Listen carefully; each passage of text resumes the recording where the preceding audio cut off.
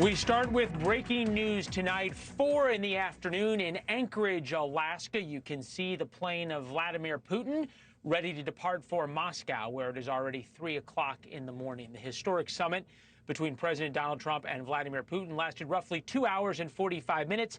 It appears as though they agreed to nothing of substance. And we know that because the press conference that followed lasted just 12 minutes. The two leaders took 0 questions and announced nothing. President Trump touted some progress, but acknowledged there is a serious elephant, or you might call it a Russian bear, in the room. We had an extremely productive meeting, and many points were agreed to. There are just a very few that are left. Some are not that significant. One is probably the most significant, but we have a very good chance of getting there. We didn't get there, but we have a very good chance of getting there. And for those wondering what there is, he didn't say. Presumably, it would be that there is a ceasefire, which is what Donald Trump said he wanted out of today's meeting. The president himself said there is no deal until there's a deal.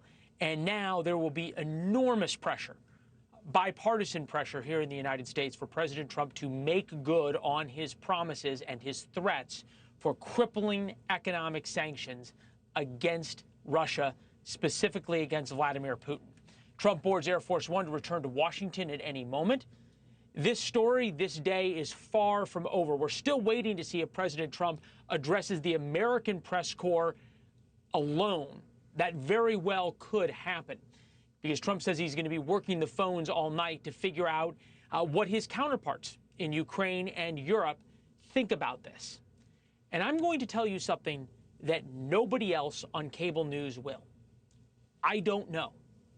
We don't know. We don't know what was or was not discussed. We can lean into the body language, and boy, is there a lot to talk about.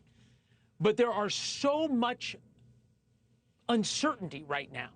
There are so many unanswered questions that was left in that room when those two men walked out. We do not know when they will meet again.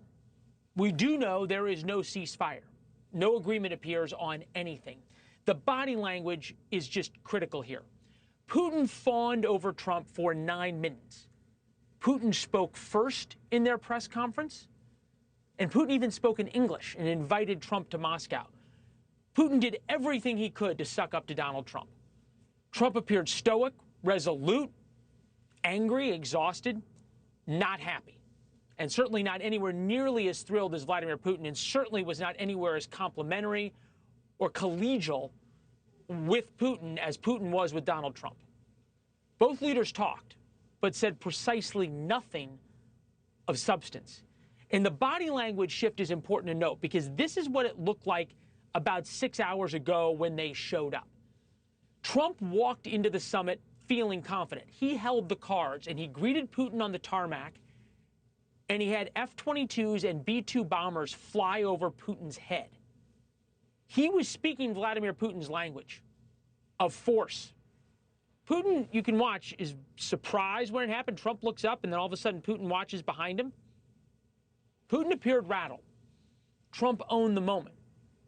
But it didn't get Trump the ceasefire he wanted, and now the war continues, the killing continues. We don't know exactly what the fault lines are. Trump agreed to this thinking that Vladimir Putin was coming to Alaska to make up, because Putin had completely exhausted Trump's patience. Trump feels pretty angry. You can see that in the body language. Trump really thought he would get a deal here. And Putin has reneged on deals with Donald Trump many times before. We don't know if Trump's going to impose those crippling sanctions right now, but there's going to be a lot of pressure to do it. And we do know the next move is Donald Trump's. Team coverage tonight. Kelly Meyer live in Anchorage. She was there in the press conference. NewsNation's Robert Sherman live in Kyiv. Former Ambassador to Denmark, Carla Sands. Retired U.S. Army Brigadier General Mark Kimmett with us. Nice to have you all. Thank you. Kelly, I just want to get back to that moment where Putin spoke for 9 minutes, Trump spoke for 3, and then no questions. Were there gasps in the room? When did you all realize there's no questions, and then what was the reaction? As soon as President Trump was wrapping up, we had our hands raised. And then as we saw him start to exit, many of us started to kind of push up towards the front, start to shout at him what comes next after this, which I think is the really one of the main questions on everyone's minds.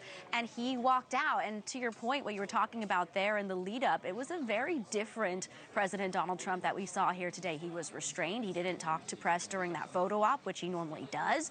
He didn't talk to press in this, what they had as a press conference turned out to be more of a joint statement, joint address, which, as you mentioned, we heard more from Putin than we did from Trump, and then they walked off stage. So there are a lot of unanswered questions here tonight. We know he's right now doing another interview and then may go and talk to the press on board Air Force One, and he certainly will be met with a lot of questions. Of course, as you mentioned, he wanted a ceasefire out of this. President Putin saying at this podium here behind me that there were some agreements. We don't know what that looks like. We know that they were meeting for nearly 3 hours in that 3-on-3, which, remember, quickly changed from a 1-on-1 to a 3-on-3, which meant the Secretary of State and the Special Envoy were in that meeting. We don't know if it even made it to the 5-on-5, which would include his Secretary of Treasury, Commerce, as well as his Secretary of Defense, to talk more about either some sort of business deal they would be able to reach in terms of getting him to concede or to reach a ceasefire. We don't know if it even got to that point. We were quickly called to our seats here, Leland, and brought into this joint statement that quickly wrapped, and now we're just watching them, wait and take off and see what happens from here. Yeah, the statements happened about an hour before the press conference was scheduled to begin. And now we understand that the president's motorcade is heading towards Air Force One. That's the red carpet that Trump and Putin walked down, flanked by American F-22s, the stealth fighter planes, as we look at Air Force One. Kelly, stand by for us as well. NewsNation's Blake Berman and Chris Steyerwalt also with us on this. Chris Steyerwalt, to you, what is going to be the pressure going forward on Donald Trump to make good on those threats of crippling economic sanctions? Well, remember, the crippling economic sanctions on Russia don't happen in a vacuum. If you do, Trump has this huge tool at his disposal, which is if he really punishes India for buying Russian petroleum, that will have a devastating effect on Vladimir Putin. But it will also send U.S. fuel prices up. And right now we're experiencing inflation. We're experiencing fuel prices going up. The tariffs are starting to bite in. So as Trump thinks about what's in his arsenal figuratively, those sanctions do come at a political cost for him and his party. And we know Trump is thinking an awful lot about midterms these days. So if you put the hammer down, you do get blowback here at home. Blake, you and I have covered an awful lot of these things. What is there to be said about something that there was so little said about by these two leaders? It leaves an awful lot of questions, which is something that Donald Trump doesn't often like to leave unanswered questions out there. Remember the last time this happened in Helsinki when you had that summit there in Finland, Leland? It was a much different scene. You had, to your point, 2 questions from the American side, 2 questions from the Russian side. I was there in the room when it happened. It was orderly. It was of normal length. And obviously a much different scene than what we saw today. Blake, I'm going to interrupt you just for 1 second. We're watching President Trump. His motorcade just arrived at Air Force One, the bottom of the stairs. To the right of where this image is what is called the pool. That's the group of reporters that travels with the president on Air Force One, and they have a live picture from one of their cameras. So if President Trump decides to stop and talk before he heads to Washington, this would be the moment. So we'll await whether or not that happens. He goes up to Air Force One through the front stairs. The press go up on the back stairs. And as what has become not uncommon for President Trump to come back to the press cabin on Air Force One and chat with the press, either on or off the record. Robert Sherman is in Kyiv tonight, where it is already early morning. Robert, for the Ukrainians, if there was any hope of a ceasefire, this was the moment that they were all watching and waiting for. On the flip side, Trump acknowledged that he didn't agree to anything and had to talk to Vladimir Zelensky. They have to be at least reassured, maybe, by that? You know, what I would say, Leland, is that optimism in a ceasefire was pretty low here in Ukraine today, just the way that we've heard the air raid sirens going off throughout the day. Even when the doors were closed and we had that 3-on-3 conversation taking place between the Russians and Americans, there were drone alerts that were going off across the country. There were ballistic missile alerts that were put into the air that were going off in northern Ukraine here.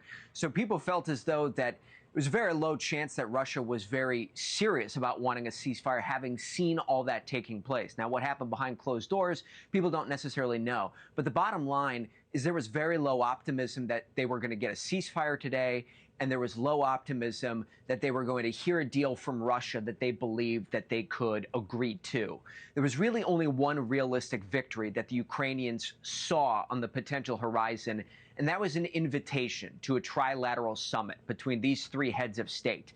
We don't know if one's coming. We know that there is a lukewarm invitation to Moscow for President Trump, but aside from that, there's no clear indication that Ukrainian President Zelensky is going to be sitting down with the Russian leader anytime soon or in a trilateral format. That's what people were hoping for as a possible next step, and we don't know if it's coming. As you pointed out, there's just so many unanswered questions after that 12-minute press conference there, Leland. Yeah, and the big point at the end of this press conference was Donald Trump said, we're going to meet again, and Putin then switched to English. Putin speaks fluent English, but will never speak English in public because he thinks it shows weakness. So Putin switched to English, and he said, maybe in Moscow. And Trump was, as you pointed out, Robert, very lukewarm. A trilateral meeting, the three of them together, would certainly put Vladimir Zelensky on the world stage in a way he wants. We're watching Vladimir Putin's plane take off from the Air Force Base there in Anchorage. Air Force One will be slightly behind that. I want to bring in former ambassador to Denmark, Carla Sands, a member of the Trump administration, version 1.0. Madam Ambassador, you worked a lot with Donald Trump. You understand how he says things when the diplomatic, through the diplomatic lens, but also through the real talk lens. Decipher for us how angry he was, how you interpret his 3-minute statement through the lens of what are his emotions rather than what did he say? Yeah, Leland, I don't think he got the outcome that he was hoping for. And I think Putin's trying to slow roll him. All that sweet talk, I think that is a wily KGB agent at the top of his game. And President Trump knows it. President Trump will go down in history as one of the most consequential and influential U.S. presidents in our nation's history. This is really monumental that he got this meeting, but the fact is maybe Vladimir Putin doesn't want to have peace.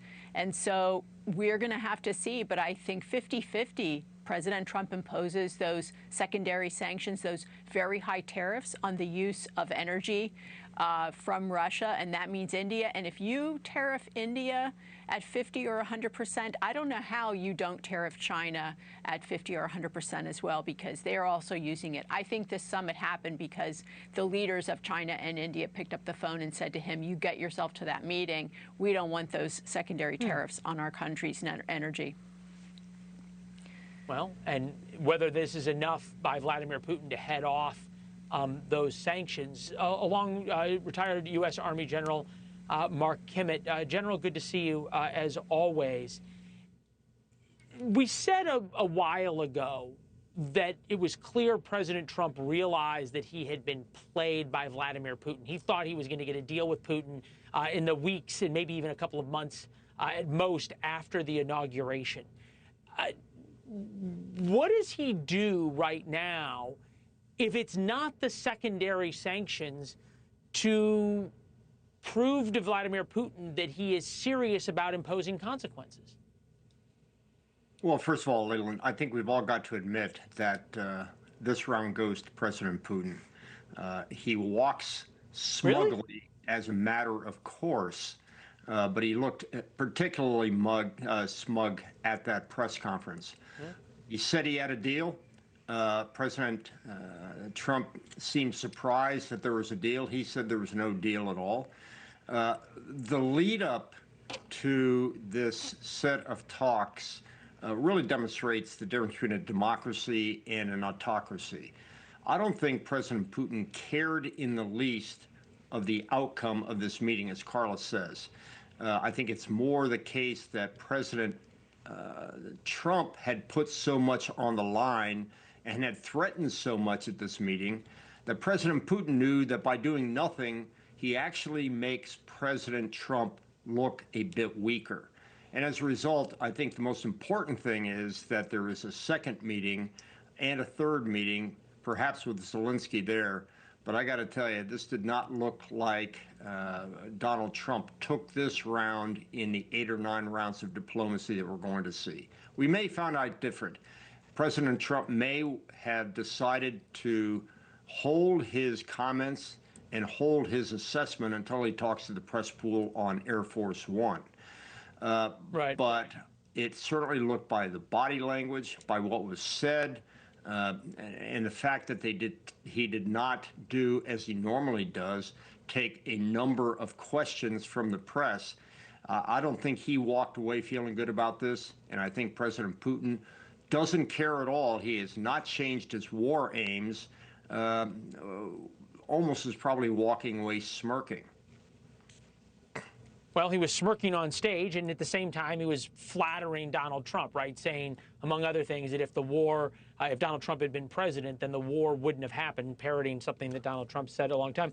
Ambassador Sands, real quickly, back to you.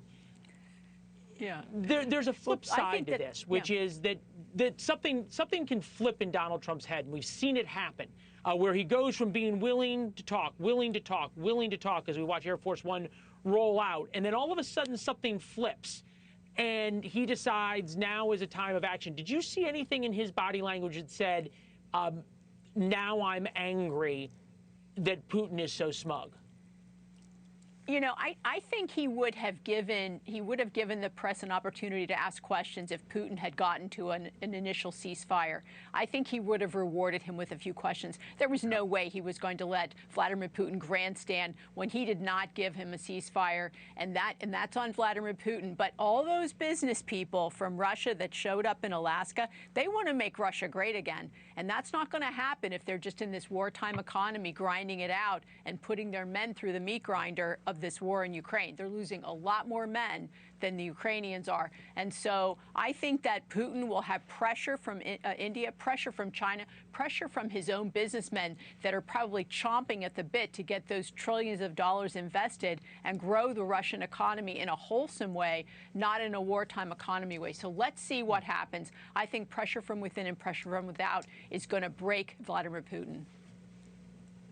All right, panel stays with us. Blake and Chris back in Washington.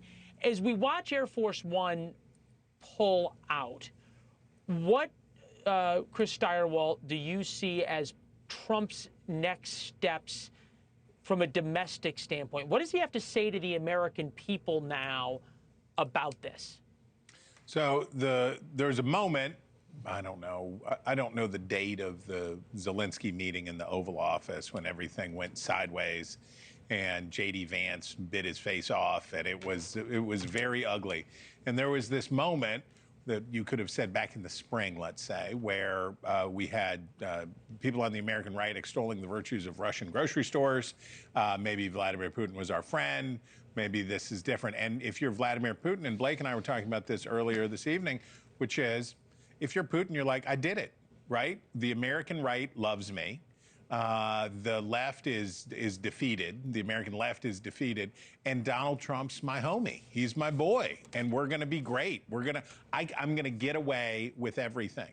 And if you look at the data, if you look at the numbers on what's happened among Republicans on this question, because Trump only cares what Republicans think, basically. He's not that worried about what Democrats think ever, but certainly on an issue like this, he's not interested in their opinions. Republican voters have moved back into the normal vein, which is to say, Vladimir Putin, I think the poll I saw today was 85% negative point of view among Republicans. That is way up. Support for Ukraine up. So Trump is in a position where now that Joe Biden's out of the picture, Republicans feel wholesome, to use the ambassador's word, again about standing with the good guys and standing up against the bad guys. And Putin's a thug and all of that stuff. So it puts Trump in a different position. He could re-engage the weirdos. He could go back and say, maybe we're building a new world order and Moscow is our right hand. Or he's got to say, well, we got to play hardball now, and it's going to be painful. And of course, that is a disruption from an agenda that he wants to have focused on trade, trade, trade, trade, trade. Yeah, we look at the gloomy skies in Alaska. Kelly Meyer reported to me it was 50 and rainy when she was there yesterday. So it sort of fits the mood. Blake, nothing rallies Americans in a bipartisan way, Republicans and Democrats, like feeling that the American president was disrespected. And I'm wondering if this doesn't open up an opportunity for Donald Trump to play off what Steyerwalt's talking about in this newfound anger in the Republican Party. And I think rightful anger that Putin has been given every opportunity to act in good faith, even to act in self-interest, and to end the war on an even term, and to have some kind of deal. I'm wondering if this doesn't now give Donald Trump, as he heads back to Washington, an awful lot of latitude in how he not only looks towards Vladimir Putin and what pain he can inflict there, but in how much he can help Ukraine. I had a member of the Republican Party, Kevin Kiley, on the show, Leland, earlier tonight, and I asked him about the sanctions package. Will you, what are the chances of Republicans going forward with it if this doesn't turn out the way that President Trump wants it to turn out? And the answer was, and I'm paraphrasing, well, let's see what happens here.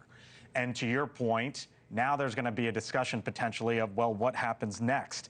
I just got a text from a Republican member of Congress that just hit my phone, and I asked them what they thought, Leland, and they said to me, I think Putin is delaying as usual. It will be interesting to see what President Trump does next. Text message that just hit me from a member of Congress. Just bragging. No, because I reached out. I figured Leland was going to ask me, what have you heard? What do you got from me? So I Berman? shot some texts out there. But they're going to have some questions now to try to figure out whether it's sanctions or support or anything in between of what to do from here. President Trump on his way back. Blake Berman still working the phones, checking with his sources as Air Force One heads in to the Alaskan sunset. We've talked a lot about Trump and the United States. We've talked a lot about Russia. There is a third party in this, one that was not invited to the table. Back to Ukraine and what this means for them as they continue to fight and die on the battlefield. 12 minutes shocked the world. Now, what happens next is still very much and quite literally up in the air.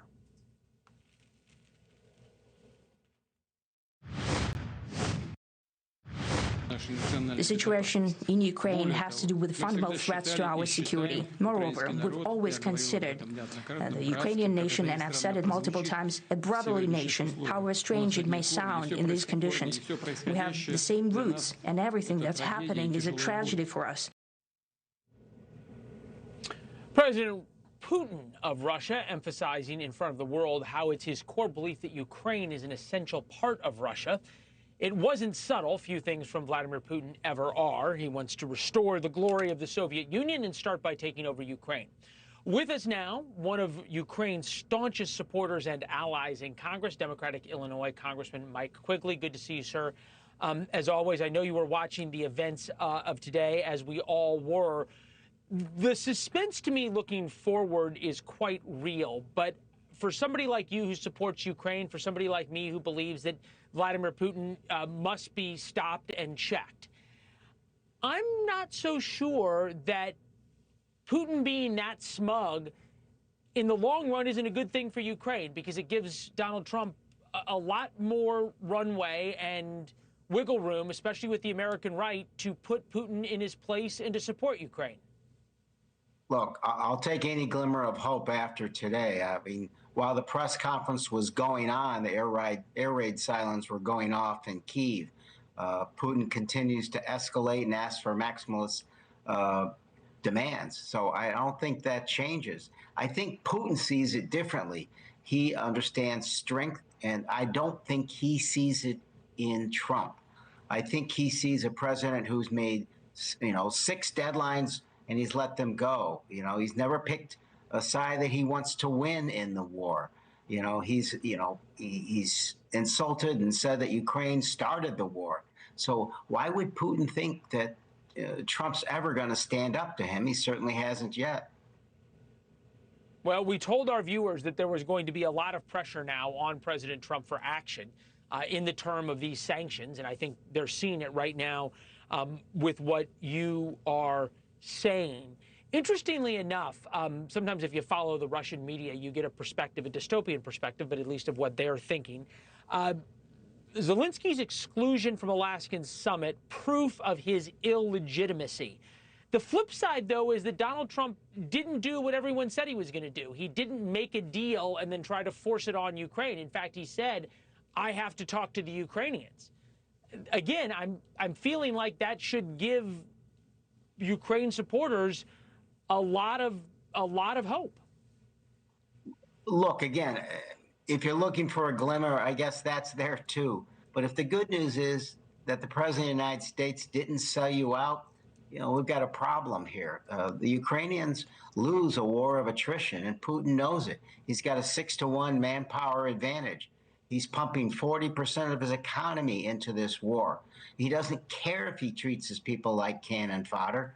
And obviously the Ukrainians aren't like that. So look, again, I'll take any glimmer here. But the president has a real opportunity now if, as you say, he has some leverage with the right. I think the Republicans in the House are split 50-50 with doing another supplemental. But look, they can do another supplemental military aid. They can confiscate the money that's frozen, Russian money frozen in the United States, roughly $8 billion to help pay for that and rebuilding Ukraine. There's another $300 billion of Russian money frozen sitting in Europe.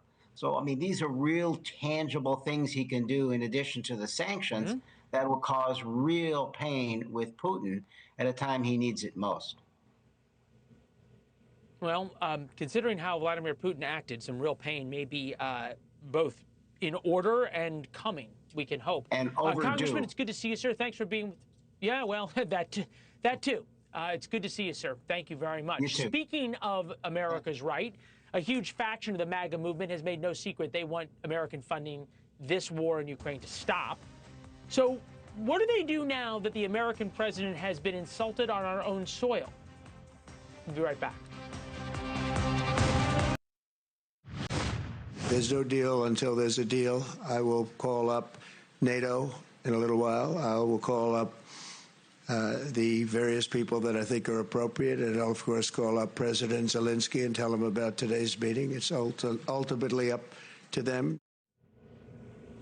A tired and perhaps frustrated Donald Trump after 6 hours on the ground in Alaska, 2 hours and 45 minutes of that meeting Russian President Vladimir Putin face-to-face. That handshake, the first time in 6 years. That is just about 90 seconds before Trump ordered B-2 bombers escorted by F-22 stealth fighters to fly over the Russian president. Call this the negotiation before the negotiation, because the future of the war in Ukraine is very much uncertain right now. Nothing was announced today. With us now, Congressman Michael Baumgartner of Washington State, member of the House Foreign Affairs Committee, former State Department Foreign Service officer who had spent a lot of time in Ukraine, the former Soviet Union, Russia. You understand those personalities well.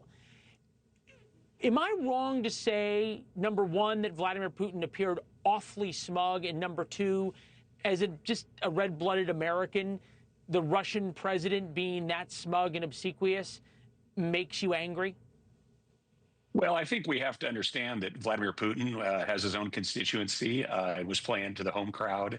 And, I wasn't surprised that he wanted to show a sense of toughness and hardness in front of President Trump. So I wasn't particularly. I don't think that should particularly move into our, the next stage of this thing. But I think, Republicans, like all Americans, should have a tremendous amount of confidence in President Trump in carrying out these negotiations. He just came off an extremely successful illustration of diplomacy and use of American military with how we dealt with the mullahs in Iran. And so I didn't expect huge breakthroughs in this discussion today, but I do have a lot of confidence in President Trump, and that continues. Flip this around for us, though. Vladimir Putin, as you say, for his home crowd, he's lost 400,000 men in the past 14 months. He's gained 1% of Ukraine. Can Vladimir Putin even afford to end this war, or does Donald Trump have to make it so painful if he does not end this war and agree to a ceasefire that therefore Vladimir Putin doesn't have a choice? Well, let's remember that Vladimir Putin thought he was going to have a cakewalk in Ukraine, and he sent his military in with their dress uniforms to get ready for the parade they were going to have in Kiev, and they might have had a cakewalk had President Trump not sold surface missiles to them to help protect them in his first term. So, yeah, he does have a constituency that is very much in favor of continuing the war. They have militarized their economy and their society. So while they are taking a tremendous amount of losses and suffering significantly from their economy, they feel like they're making some gains, and that they have to accomplish something there. So, America, we have a lot of leverage over Russia, and we're I think, going to be in a position where we may use a bit more of it. This meeting, I think, sets the stage for an increase in the secondary sanctions against Russia and potentially some additional U.S. military assistance. So, Putin can obviously play to the home base. I just want to stop you real quick. I think Sure. you make a great point that there's going to be a lot more pressure for both of those things because of this. But the MAGA base, if you will, has been borderline anti-Ukraine, pro-Russian up until now. Take a listen. That this orgy of spending just continues on and on and on. That we have to avoid us stepping up and being a major commitment, and even American financial institutions. Their focus should be the United States of America. I think the president, and I certainly think that America, we're done with the funding of the Ukraine war business. Focus on the homeland. That's the whole point of MAGA. That's the entire point of America first. Does Putin's unwillingness to negotiate, A, come a little bit from knowing this exists on the American right, and B, does how Trump got treated soften the American right and give Trump more leeway, as you say, to push for more aid to Ukraine? Well, I think, it's the leadership of President Trump, which is the key factor here, first and foremost. A lot of these same voices were saying a lot of the same things regarding Iran, and President Trump was masterful there of how he degraded their ability to use nuclear force and use their proxy forces. And so, I think there's a lot of confidence amongst Republicans in Chairman Joint Chiefs of Staff Kane and what Secretary Rubio were doing, and that we'll look to President Trump to lead. And, if you want wars to be short, you prepare for them to be long. If you want to get this war over, you want to give President Trump and as much latitude and as many tools in his toolkit that he needs. And I think the American people should trust President Trump, and I think Republicans will. And so, again, we have a lot of leverage versus Russia. They have key interests at stake with their economy. But let's look at the death toll for Russia. Let's look at the fact that Ukraine is now the best equipped military in Europe, and Turkey is not far behind. There's a multitude of issues with both those countries with Russia, and so I didn't go into this meeting expecting there would be a tremendous amount of breakthrough, and I think they come out with a sober, judicious president that's shown that he will enact American diplomatic and military efforts where they need to be. So I think we can have a lot of confidence in what's going to happen next. Okay. All right. Congressman, thank you very much. We appreciate it. New video into the newsroom just in the past couple of minutes of President Trump and Vladimir Putin as they said goodbye after the press conference. I think we should stop calling it a press conference, the press statements. They walked off stage together, as you saw, and you can see Trump and Putin speaking back and forth to each other. Would love to know, boy, wouldn't you, whether they were speaking only in English or in a little bit of Russian as well. We know Putin often speaks in English privately with Donald Trump. If there's going to be a deal, to use the cliche, the devil is in the details, with new information exactly what Trump and Putin discussed behind closed doors in Anchorage and what that big hurdle was that they couldn't get over. What were they talking about in this picture when we come back?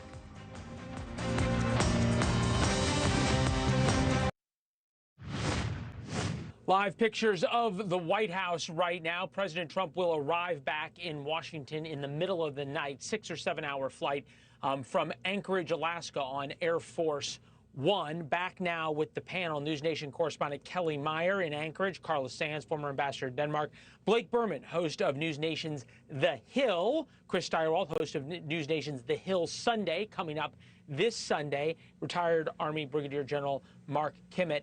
General, start with you now. I understand all of us feel as though Trump left fairly angry. He only talked for 3 minutes. Putin talked for 9. He certainly didn't seem to be all that excited about the 3-hour summit.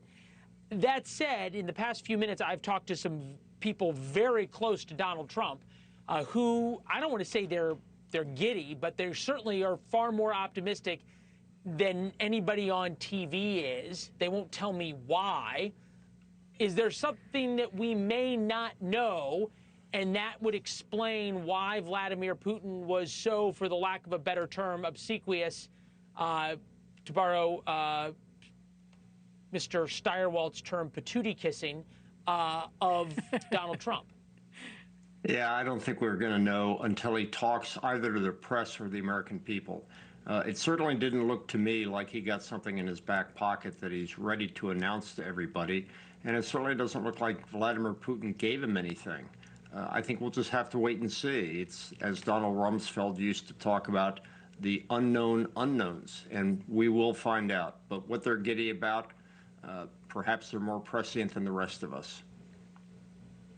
Well, sometimes those on Air Force One are, sometimes they are not. General Kimmett, thank you very much. Appreciate it. Ambassador Carlos Sands back with us. You said you think that there has to be some answer by President Trump to this. Does it come in the form of secondary sanctions, or does it come in the form of increased military aid to Ukraine?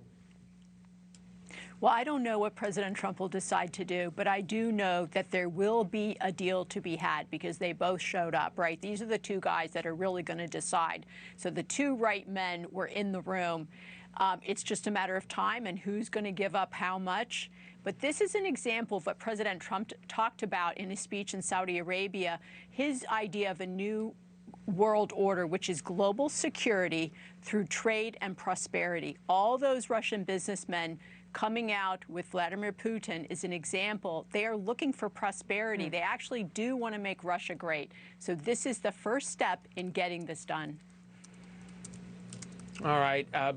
Back to Blake Berman and Chris Steyerwalt with us. Steyerwalt, the patootie kissing, as you noted, by Vladimir Putin, was that because he was happy and talking down to Donald Trump, or was that because he realized that he had more to make up for by embarrassing, for lack of a better term, Donald Trump over the past 8 months? Well, the technical term in political science is not patootie kissing, it's patootie smooching. So please be precise in your word choices.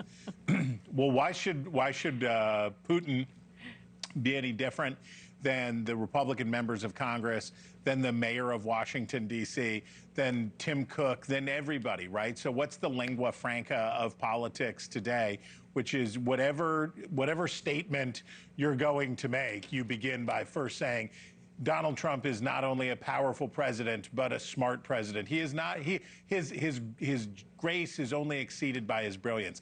And you have to begin with all of that stuff before you can do anything, because that's the price of poker with Trump, and that's how Washington works now. I think the question here is, I assume that what Putin has done to Trump is say, we could have many big, beautiful deals. We could have, we could be trading sturgeon to you for microchips or whatever, all of the stuff, and bring the businessmen and put it in front of Trump, which makes Trump say, well, we can't be mean to these people because we want to do deals. We want trade. We want all this stuff. But to get to the trade that Ambassador Sands was talking about, to get to that part, you have to stop the killing, right? You have to stop Vladimir Putin, and Putin wants time. And if Trump if he feels conflicted because he'd rather be doing big, beautiful trade deals than stopping Russia from doing what it's doing, then that's good for Russia. Yeah, and that means it's bad for Ukraine. Blake, we'll go back to Robert Sherman in Kyiv at the top of the hour. But the people that I've talked to who are Ukraine supporters, they may not feel worse, but I don't think they feel a lot better after tonight. Look, we're going to have to see, obviously, what the president does here going forward and how all of this reacts within his own party, as we've talked about on his side of the aisle. I was just looking, Leland, because I remembered it was late July, and I went back to the date to see what it was. It was July 28th. Remember when President Trump talked about shortening the time frame from 10 to 12 days, right? He had basically said, Putin, oh, next 50 days, and then he brought it down to 10. Oil prices rose 7% that day. It shot up just like that, crude oil prices. And so, and this is what Chris has been talking about as well, when you talk about what Trump might do here to try to ratchet it up on Putin, or what does it mean for Ukraine? If he goes down the road of those sanctions, July 28th, you will see more of that, and Trump knows it. Blake, I mean, we got Patootie Smoochin and a guy who whistles on TV. This panel will go down in history. Carla Sands, Blake Berman, Chris Stirewalt, Mark Kimmett, thank you all. Good to have you all. Thank you. Top of the hour coming up as we look back towards what is happening in the air right now. What is Vladimir Putin doing? What is Donald Trump doing as they fly back to their respective capitals? And what's happening on the battlefields of Ukraine as the Russians want you to believe they're winning? New information why that's Russian propaganda.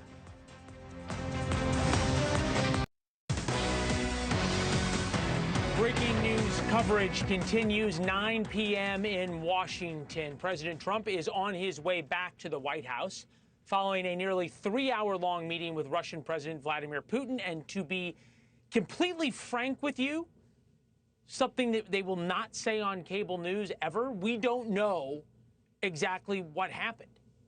Much of this was behind closed doors. Donald Trump and Vladimir Putin will not say what, if anything, they agreed to. They may hold another summit. Putin wants to do it in Moscow. Trump was a little lukewarm on that. And there is the wild card. Ukrainian President Vladimir Zelensky, will he be at the next summit and on the world stage? Trump entered the day saying he wouldn't be happy if he didn't secure a ceasefire. And he showed a lot of frustration when it didn't happen at these mutual joint press statements. 9 minutes for Vladimir Putin, 3 minutes for Donald Trump. We had an extremely productive meeting, and many points were agreed to. There are just a very few that are left. Some are not that significant. One is probably the most significant, but we have a very good chance of getting there. We didn't get there, but we have a very good chance of getting there. The question now is how Donald Trump will respond. He threatened severe punishing sanctions against countries that buy Russian oil and gas, namely India and China. He will undoubtedly face immense pressure to follow through with that promise, with that threat. There will also be a massive push to send even more aid to Ukraine. Those are the immediate next steps. Those are the possibilities for a president of the United States, hell-bent on putting a stop to this war once and for all, and Vladimir Putin, who does not seem all that interested in stopping this war. Team coverage tonight, NewsNation's Robert Sherman live in Kyiv, former ambassador to Denmark, Carla Sands, along with former Supreme Allied Commander of NATO, General Philip Breedlove. And in Washington this evening, NewsNation's Blake Berman and Chris Stirewalt. To all, good evening. Robert, start with you in Kyiv. I can only imagine that the Ukrainians have a sense of relief that that things weren't worse than they were today? Yeah, that might be fair to say, Leland, because Ukrainians were not thrilled heading into tonight. They did not like the idea that Russia was coming out of isolation on the international stage. They did not like the idea that you had this meeting taking place on U.S. soil between these two heads of state. And even further, they did not like that the future of their country was being discussed without anyone from their country being there in Alaska to have these discussions. So Ukrainians were not very eager to see all of this playing out here in front of all of these cameras because, frankly, they had no idea how any of this was going to go, but they didn't think it would end in a positive light. That said, there wasn't necessarily anything that made the situation worse, but there was nothing that really smoothed things over for the Ukrainians. They're still sitting here right now, unsure of what the next step is going to be. The one point of victory that they were potentially looking for was that there'd be an invitation on the table for their president, Vladimir Zelensky, to participate in a trilateral summit with President Putin and President Trump. We're still not certain if we're there right now. And then there's a more pragmatic element of this as well, is that there are people on the ground here in Ukraine who are tired, who are fatigued by the war, and are looking for some kind of relief, some kind of light at the end of the tunnel. That has still not really identified itself yet after what you heard here today. Maybe all that changes after the phone calls that surely the president said he will have with European leaders and the Ukrainian leadership.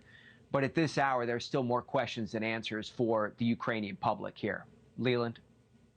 Yeah, and I would add also there's a lot of Ukrainians fighting and dying on a daily basis on the front lines in eastern Ukraine. A little bit more on the battlefield reality throughout this hour. Kelly Meyer was in Anchorage for this summit. Kelly, the gasp to this idea that the joint press conference, I see you're on the bus heading back off the base, but this concept that there was no questions, did anybody from the White House explain to the press afterwards, hey, this is why this press conference and turned into 12 minutes of statements? No, and that is one of the other unanswered questions on this. Leland, we just don't know why they didn't come out and really hold a press conference. It turned into a joint address. We don't know, too, if there were maybe people who were pre-selected for, as they would normally do, a 2-on-2. So that would indicate that they were expecting a press conference, and then it quickly changed with how the meeting went. So it's interesting. We're also heading back here as people are boarding the bus, coming on. We're on the same bus leaving the base that we came in on, and we're pretty much leaving the same way we came in, with really not knowing where everything stands. And the president was saying he literally set the stage for this to be pursuing peace, but it's unclear if that peace was even reached. But we did hear some reaction from the White House in just the last few moments.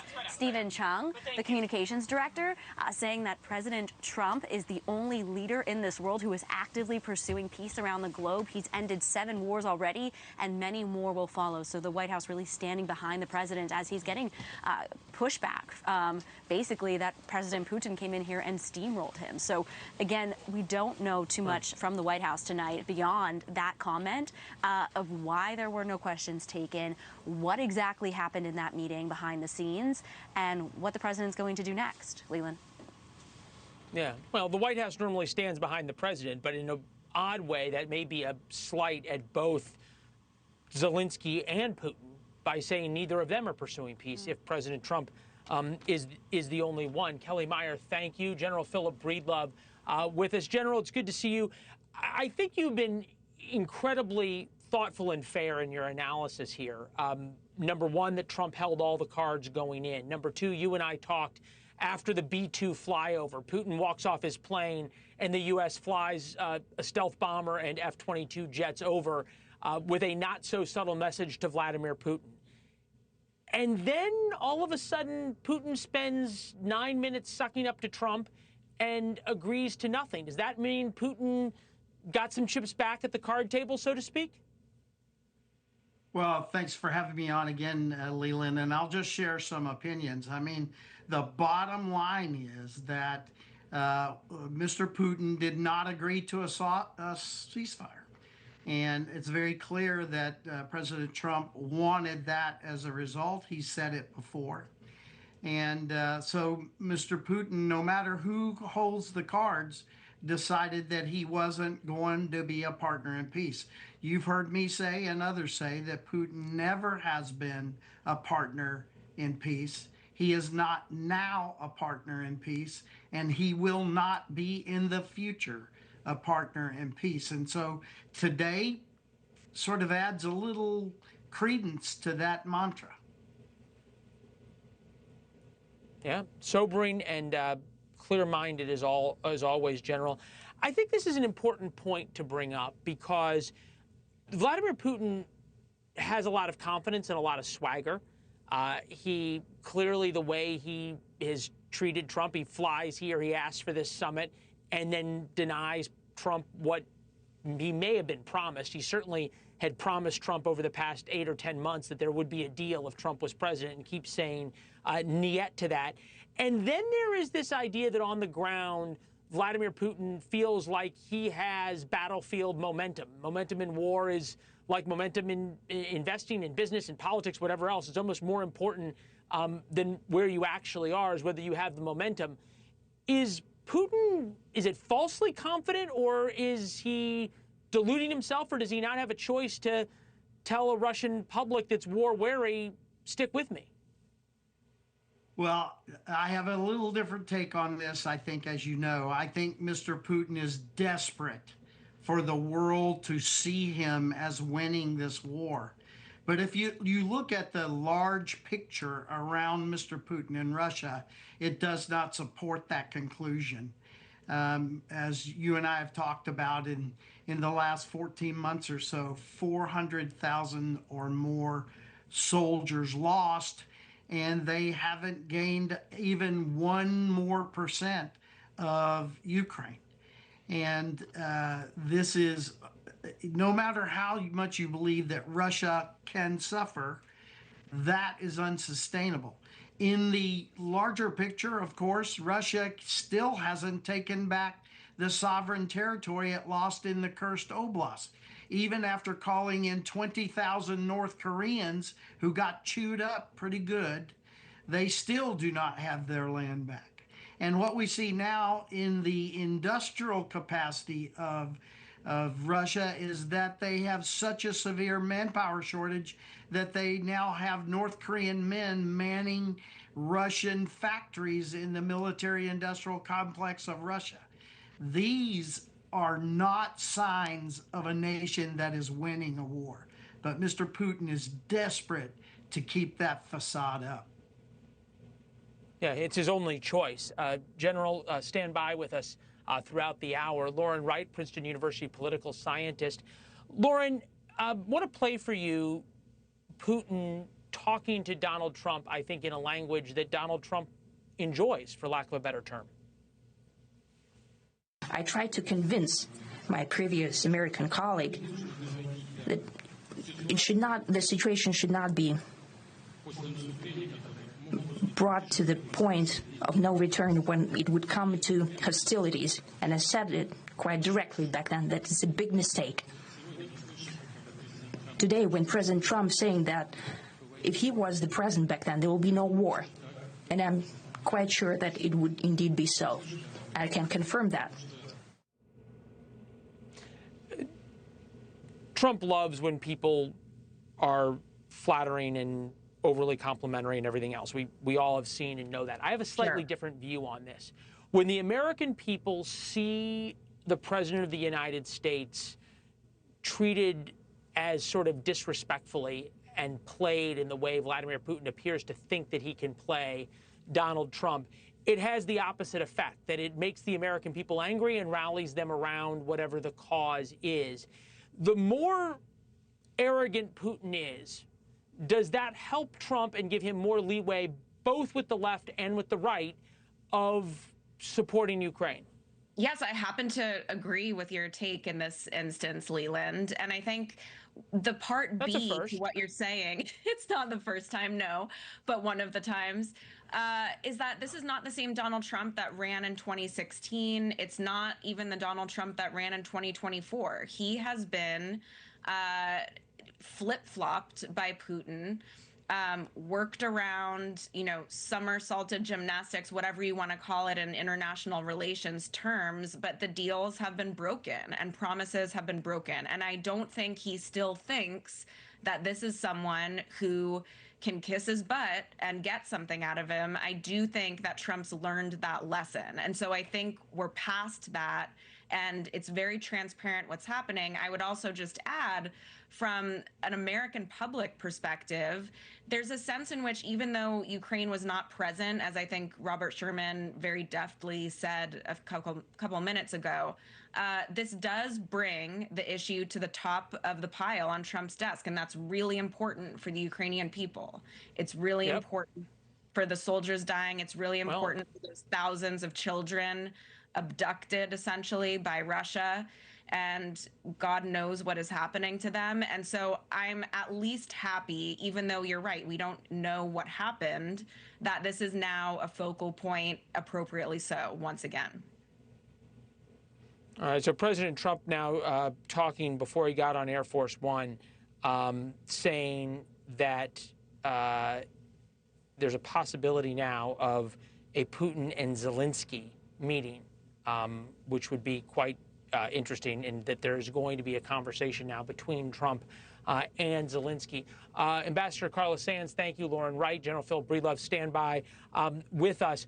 What is happening in Russia is unbelievable in terms of the desperation and the despair inside that economy. The way the Russians are talking about the United States, trashing America, trashing Alaska, Anchorage, the city's hotels and foods, well, why then is Vladimir Putin playing victim when we come back? Again, Mr. President, I'd like to thank you very much, and we'll speak to you very soon and probably see you again very soon. Thank you very much, Vladimir. Next time in Moscow. Oh, that's an interesting one. I don't know. I'll get a little heat on that one. And noteworthy that Donald Trump did not agree to that. Live look at Moscow. The sun is about to rise. Vladimir Putin will land there midday. The war in Ukraine continues to grind on. In the lead up to the summit, we kept hearing how Putin was on the ropes. His economy was in shambles. His army bloodied, battered, and nearly on the verge of collapse after 3 long years of war. And think about this, 1 million casualties. Getting the truth out of a man on a street in Moscow is nearly impossible, because if they tell it, they'll be tortured. But one has to wonder if a large percentage of that country also wants this war to come to an end. With us now to talk about Russia's propaganda machine, Brian Whitmore, Senior Fellow for the Atlantic Council's Eurasia Center, and Nathan Sales, former ambassador at large and coordinator for counterterrorism under Trump's first term. Brian, I want to start with you. Trump is now saying that there will be some additional meeting, perhaps with Vladimir Zelensky. It's up to Zelensky, on and on and on. Can Vladimir Putin make a peace deal and sell it to his nation that it is worth the pain that they have endured if that deal does not include all of Ukraine that he says he needs to reconstitute the Soviet Union? Yes. The short answer, Leland, is yes. I think Putin could. If you watch the Russian media, black is white, up is down. You can basically convince the population of anything. Vladimir Putin is very much in control of that country. I think it's on the contrary. It's Zelensky that would not be able to sell a deal to his public that involved Ukraine ceding territory and not getting ironclad security guarantees in some form or another. So I think the domestic politics of it for Putin are not that tricky right now. This is not about that. This is because this is an ideological fight for Putin. And for Putin, he sees this as ideological and necessary for Russia to control Ukraine. Right. He wants to control Ukraine to begin bringing back the great Soviet Union and avenge the embarrassment of the fall of the Soviet Union. I think to that point, Ambassador, you've been involved in these kinds of summits and the negotiations and on and on. This was put together very quickly, so not everything was as negotiated. And there were antics on both sides. There was Sergei Lavrov, the Russian foreign minister, wearing a sweatshirt that said CCCP, so the USSR in Russian. There was the B-2 flyover organized by President Trump and the F-22s over Putin's head. And then there was the Russians trolling effectively the United States. These are Russian reporters in the U.S. Complaining about our hospitality. Take a listen. Времени погрузить на вот такие вот красивые автобусы. Мне он кажется школьным, но солдат мне сказал, это совершенно обычный автобус для аляски. Очень порадовал сегодня завтрак. Чан с воздухом, немножко фруктиков и вчерашний салат с тунцом, который здесь лежит со вчерашнего дня. Ну, еще здесь была, вот она и есть, коробка с чипсами. Ambassador, is there something, I think Brian points out rightly, dystopian about the Russian media landscape, but are the Russian people buying this? Yeah, when it comes to the optics, Leland, of the summit, I'll take B-2 bombers 7 days a week and twice on Sunday over Sergei Lavrov's vintage T-shirt. Look, the thing you need to keep in mind about this posturing that we saw from Russian journalists is that it's just that, posturing. About 25% of Russian households don't have indoor plumbing. Okay? So when you come to an American installation and get a bag of chips and an apple, that's like the Ritz-Carlton when it comes to the experience of many average Russian citizens. And this is a key point. The United States has enormous economic leverage. It was the threat of sanctions and the imposition of sanctions on Russian oil sales to India that even got Putin to sit down at the table in the first place. We know that this is our superpower, our economic clout. We can exclude Russia from the global economy. We can tank their energy sales. We can crush their banks. And after Putin's performance today, where he refused yet again to agree to a ceasefire, I think it's time for the White House to start preparing those sanctions packages to show Putin we mean business. You can't keep saying no and expect to get off scot-free. Yeah, look, we told our viewers at the top of this that there is going to now be enormous pressure on Donald Trump for more sanctions and for more help to Ukraine. Brian, the view from Russia really is the only thing is Vladimir Putin's view. The fact that he had to be so complimentary of Donald Trump and was just fawning over him and all the stuff about, well, if you were president, the war wouldn't have started, on and on and on. We're neighbors, blah, blah, blah, blah. Does that show weakness or strength from Vladimir Putin? It shows Vladimir Putin's background. We can never forget that Vladimir Putin cut his teeth in the KGB. They had a doctrine in the KGB called reflexive control, where you shape the environment to get the reaction out of your interlocutor that you want. Putin has obviously concluded that is flattery when it comes to Trump. That is one aspect. So Putin was engaging in classic reflexive control with the president. I don't think it was a sign of weakness. I think it didn't surprise me one bit. I kind of came into this expecting to see that. And Putin spoke for 9 minutes, and I think 7 or 8 of them were probably fawning over President Trump. This is a classic KGB tactic. What do you make of the difference, Ambassador Sales? You spent a lot of time with Donald Trump, in the difference of his body language between the beginning of the day with the B-2 flyovers, where he was clearly enjoying himself, and the press conference where he was clearly not. Is there some point where he thought he was getting played by, as Brian pointed out, reflexive control? Well, Leland, it's hard to say. It's hard to say what was going on in the president's mind, but I think it is significant how he reacted, or rather how he didn't react to Vladimir Putin's obsequiousness. He went out of his way, Putin went out of his way to flatter President Trump, and Trump wasn't having anything to do with it. He's like, okay, great, thanks. Maybe I'll come to Moscow, but maybe not. So I think that was a strategic choice by Putin to manipulate President Trump and condition him to be perhaps more receptive to the lines that Putin was taking. But I just don't think President Trump bought it. I think he's prepared to see action now. He wants to see action. He doesn't want to hear a lot of sweet diplomatic talk. The time has come to put that aside and make decisions about how to end the war. And Putin's going to have to make a decision on his own whether he wants to incur the economic wrath of America or whether he's prepared to negotiate peace in good faith. Yeah, your point about President Trump now saying he wants to see action and realizing what Vladimir Putin's talk is worth, I think, is very real. Gentlemen, thank you both. Appreciate it. The future of Europe, well, was being decided in Alaska today, away from our closest allies. It's important how Russia sees things. It's also important how Ukraine and the rest of the world sees America. What all this means for us here at home when we come back.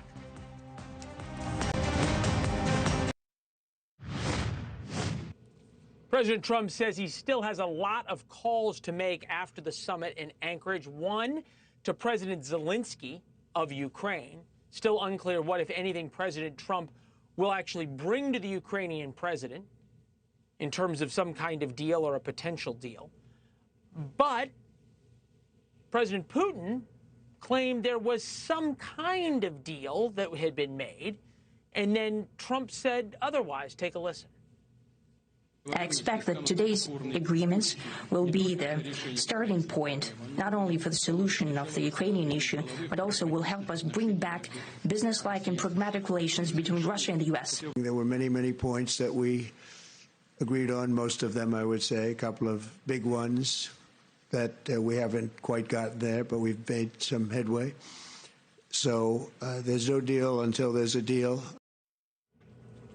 With us now, General Wesley Clark, retired four-star general in the U.S. Army, former Supreme Allied Commander of NATO and Europe. General Phil Breedlove, former Supreme Allied Commander of NATO when Russia first invaded in 2014. Gentlemen, good to see you. As I have long said, you two have the best title that has ever been created. I'll let the viewers in on a little something that in the break, the three of us were talking. I was more listening. You guys were talking. But General Clark, you said we're not out of the woods. General Breedlove, you said we're actually going deeper into the woods. And then I cut you off and said we're going to save it for TV. So I'll let General Breedlove pick up that thought. You say we're deeper into the woods. What do you mean by that? Well, there was a lack of clarity before this summit. And you know how normally when big leaders get together, the staffs have cooked it. They understand what the answers are going to be, and there's usually not a lot of surprise that happens. We didn't have that before this meeting, obviously. If you listen to Mr. Putin's speech, it wasn't written to be read after an agreement to a ceasefire. His mind was made up before he landed here, and he did not cooperate with our president, and he delivered the speech that he had cooked up for following a lack of agreement with our president. So we are getting deeper into the woods about what is actually going to happen here. I need to wrap it up, but may I just say, the president said the goal is a ceasefire. If we don't get a ceasefire, no second meeting. And now we are deep into the woods about what all that really means. And we have passed the president's deadline for imposing sanctions, and Mr. Putin has successfully navigated us over that red line, and now it's indeterminate what's going on with sanctions. So I would say we are deeper in the woods. General Clark, what are the options for President Trump, to continue the metaphor, to get out of the woods? He's got to change his approach. I mean, I think he did everything possible consistent with the way he views diplomacy. He invited Putin into his home. He shook his hand. He hugged him. He put him in the car. He was a genial host. and, charm, hospitality, talking great about Russia doesn't move Vladimir Putin. Putin's been on a 25-year campaign to restore the Soviet Union. That's what he wants. That's what he's going to go for. So when you think you come in as president of the United States, you think I'm a great negotiator. I know people. I can really persuade them. And maybe that's all it is with President Trump. Maybe it's his ego. He thought he knew this. He thought he could make it happen. But I hope this marks the end of it. Putin doesn't respond to things like this. Putin's a man who has his interest in Russia's interest in heart. He's prepared to fight for them. He showed that. And he wants what he wants. And what he wants is to go to the root cause. And that is, he wants to conquer Ukraine, take over the Baltics, split NATO, defang it, so to speak, and run the American guarantees and security and deterrence out of Europe. That's the aim. And so it's time for President Trump not to play that game with him. This whole idea that China's a greater threat. And so we, as Secretary Hegseth said... Hold on, before we get to... I would just want to let General Breedlove respond in terms of that, because I think that statement of what Vladimir Putin wants is important to break down. General Breedlove, go ahead. So as you might imagine, we agree. I mean, the root cause of this war and the root cause of the tensions in Europe right now is Vladimir Putin. This war was generated at his behest to serve him. Remember, Leland, he gave us 2 documents to sign at this last part of this 11-year-long war. And in those 2 documents, if you read them, and I challenge you to do that one time, it essentially describes rebuilding a Warsaw Pact-like security arrangement for Eastern Europe. And that's what you guys fought and defended against. But let me bring in where the military reality is. This is map of control of Ukraine comparison. Back in March of 2022, when the war started, the Russians basically had Kyiv surrounded. They had moved in the north significantly and looked as though they were going to conquer all of eastern Ukraine. The area in blue on the right is where the Ukrainians have pushed the Russians out. And obviously the Russians have been able to consolidate a little bit in the Far East. General Clark, is there a military solution to this war that is possible, or does this have to be resolved diplomatically? All wars normally end with some kind of diplomatic settlement, unless you do what we did in Iraq, which is making a failed state. So you're going to have to sign something at the end, probably. But don't think that the Ukrainians are defeated. Look, they could have pushed Russia back a lot further if the Biden administration had given the weapons they asked for when they asked for them in sufficient quantities. Artillery, F-16s, MLRS, Himmlers. And they still need these weapons, and they could still do a lot of damage. But of course, the lines have hardened over the years. And look, I love our military. I love the guys who serve. But the guys who were doing the training, most of them, and especially the NATO people, they didn't know what they were really training against. Those of us who were old. Now they do. We knew what the 8th Guards Army was. But modern U.S. troops had fought in Iraq, and they were in Afghanistan in forward operating bases. So we had a little bit of a false start. I think we know it a lot better right now. And now it's up to the President of the United States to decide, does he stand for freedom and democracy? What all of us who served in the military for 75 years. New sound just in of the president to that point. Take a listen. It's kind of universal thinking, how this ends. There's going to be some land swaps. There will be more Russian territory than there had been. And what Ukraine wants and needs desperately is our security measures that won't be NATO related. If you had to look into your crystal ball, is that how it ends? Well, I think those are points that we negotiated, and those are points that we largely have agreed on. What would your advice, based on today, when you talk to Vladimir Zelensky, what's your advice to... Make a deal.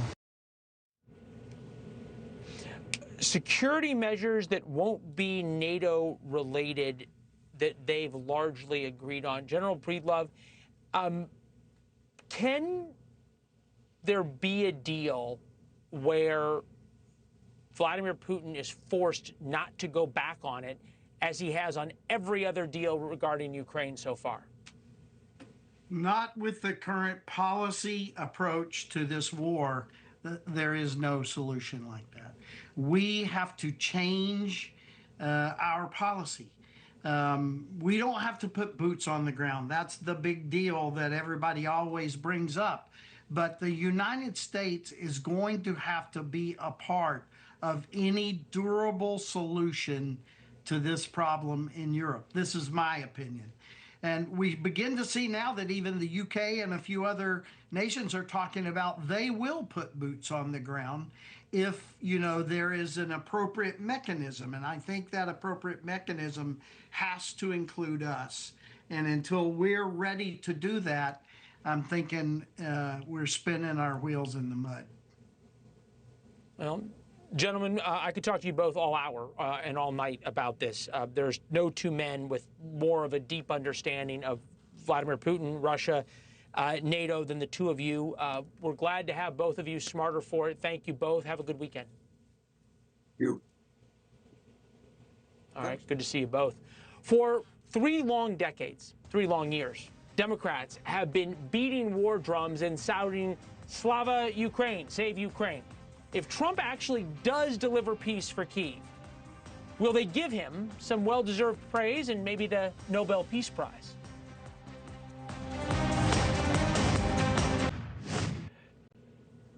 Important to point out that normally when world leaders, as President Trump does right here, getting on their planes to leave after a summit, and Vladimir Putin walks up, that things are decided. There are clear deliverables in the parlance of diplomatic speak that have been delivered at a summit. This summit was not about deliverables. It was a beginning, not an end. So what peace and what the war in Ukraine looks like is very much up in the air tonight. There's an awful lot of drama over what can play out over the next few days and over the next few weeks. There is going to be an enormous amount of pressure on President Trump to put more pressure on Vladimir Putin in the form of sanctions, in the form of helping Ukraine's military. The flip side of that is for Democrats, there is going to be a requirement to rally around President Trump if he is pushing for peace, number one, but number two, pushing to support Ukraine. With us now, former Democratic presidential candidate, Minnesota Congressman Dean Phillips. Good to see you, sir. As always, thank you. Is it time for Democrats after this and after Trump flew a B-2 bomber over Vladimir Putin to cut out the Putin puppet stuff and start talking about how to support Ukraine, how to get to a peace deal, how to support Trump on the world stage? Well, you know, Leland, in America, we get to choose our leaders. We don't get to choose the leaders of other countries. And our doctrine for generations has been to try to ignore, suppress, and contain those with whom we disagree or are adversaries. And I happen to be one who finds it somewhat refreshing, I think somewhat important, actually, for world leaders to at least have a human relationship. And I think what we saw today was more an example of Donald Trump's understanding of media and pomp and circumstance. This is part of his reestablishing America at the forefront kind of mission. And I think the answer is yes. You know, when our president has a chance to meet with any adversary, Kim Jong-un, in this case, Vladimir Putin, President Xi, I do think it's important because we live in a dangerous world, a dangerous time, Leland, and absent those relationships, I think the world would be a more dangerous place. We'll see if anything comes of it. And I also believe that this is as much to do with Vladimir Putin's struggling economy and eroding relationship with China as anything else. And I think that might emerge here in the coming weeks and months as much as this is about Ukraine and Russia. Yeah, we're watching video, and I think it's interesting how Putin sort of understands America and American psychology, or at least he thinks he does, right? Because he's visiting, these are graves in Alaska of then Russian pilots who were part of the Lend-Lease program and the air bridge during World War II. And the fact that Putin sort of thinks America can be played in this way, to me, is fascinating. At the same time, there's going to be a lot more pressure on President Trump to support Ukraine and to push Putin with sanctions. We've heard that for the past 2 hours, even from those in Donald Trump's camp. But the flip side of that is, does there have to be a realization by Democrats that the Ukraine must win at any cost, arm Ukraine to the teeth, and let them try to beat the Russian army needs to end? You know, I think so, Leland. You know, at the end of the day, Vladimir Putin is not an honest broker. He's proven that time and time again. You know, but our mission here is to end a terribly bloody and costly war. It has cost us economically. It has cost thousands and thousands of innocent lives. You know, and anything that our country and our president can do to end that, I think, is helpful. It'll be interesting to see how Democratic leadership approaches this summit and the aftermath. You know, I do suspect that this war will end soon. I do think Ukraine will have to make concessions. But at the end of the day, I think those concessions can be made in a way that will both secure Europe in the future and Russia. And it's hard for most of us, we Americans, to understand, Leland, but there are legitimate, I don't think they're legitimate to us, but in Russia, legitimate concerns about the encroachment of NATO and the risk at their border. And those watching tonight who might disagree, I remind you, if Canada was a partner of China or Russia or Mexico, and they were encroaching that closely to our borders, I do believe we as a nation might think kind of similarly to the Russian leadership right now. That's not justifying, it's not appropriate, but I do think there will be peace. I do think this is a step in the right direction. And at the end of the day, Democrats should make sure that they're on the right side of history, and that is ending bloodshed, whether it be in Ukraine, Gaza, or anywhere around the world. You think they will? You know, I do. I think the most complicated element of this, of course, is land swaps and the elimination of the Zelensky government. I don't think that will go down well in Europe, certainly in Ukraine. But at the end of the day, peace is expensive, but war is more so. And I do hope Americans, I hope Democrats and Republicans look at this objectively and look at it relative to geopolitics more broadly, Leland, because at the end of the day, I do think the world is safer within a relationship between the Russian Federation and the United States and China. And if this presidency and this administration can affect that in a positive way, you know, we got to be objective. And for our children and their future, it's an important step forward. I hope something good comes of it. All right. It's a good way to end it. Congressman Dean Phillips, thank you very much. Special coverage of the Trump-Putin summit continues. Just a minute. Blake Berman, Chris Steyerwalt, when we come back.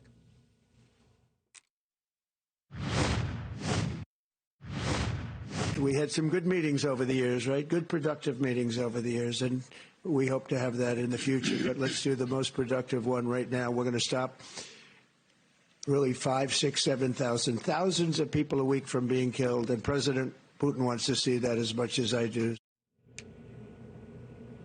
All right. Donald Trump is part of his very short 3-minute statement wrapping up the historic summit with Vladimir Putin in Anchorage. It's been about 5.5, 6 years between when Putin and Trump last saw each other till now.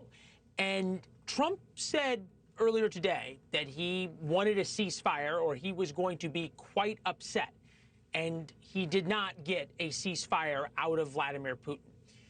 There is going to be enormous pressure through the weekend and starting next week for Donald Trump to do two things.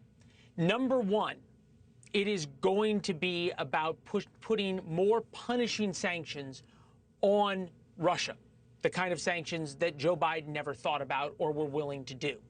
Number two, there's going to be increased pressure to become more vocal about America's support of Ukraine to try and pressure Vladimir Putin. Blake Berman, a host of The Hill, is with us to pick up the rest of the coverage this evening. Blake, what's surprising to me is how you'd expect normally after these summits for Team Trump folks to be rah-rah, celebrating, wow, this was so great, on and on and on. And then you'd expect the Democrats to be dogging whatever comes out, which is sort of generally how this works. If Trump's folks are saying they did a good job. Yep.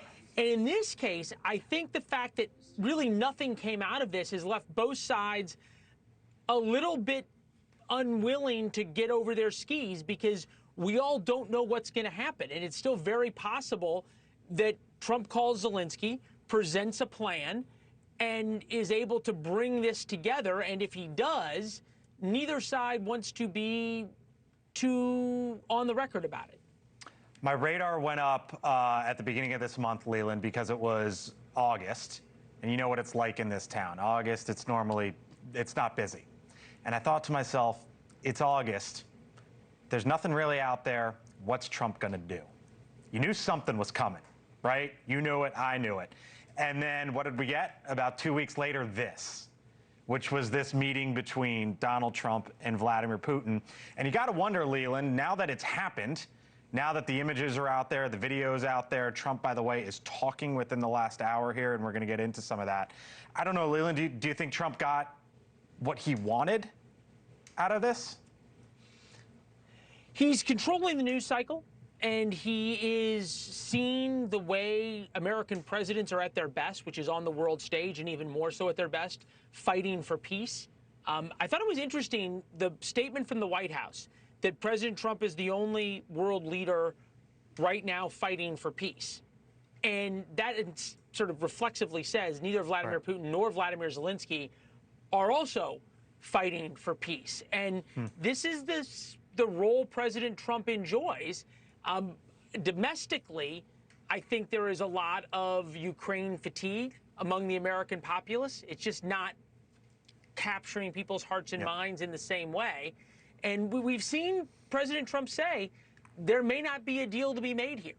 And I think I don't think he walked away convinced, and you didn't hear it in his voice, that there was for sure a deal here. I think he still is quite reluctant to go all the way there. Thank you for watching. Subscribe below and download our NewsNation app right now on your phone, and you will get fact-based, unbiased news for all Americans.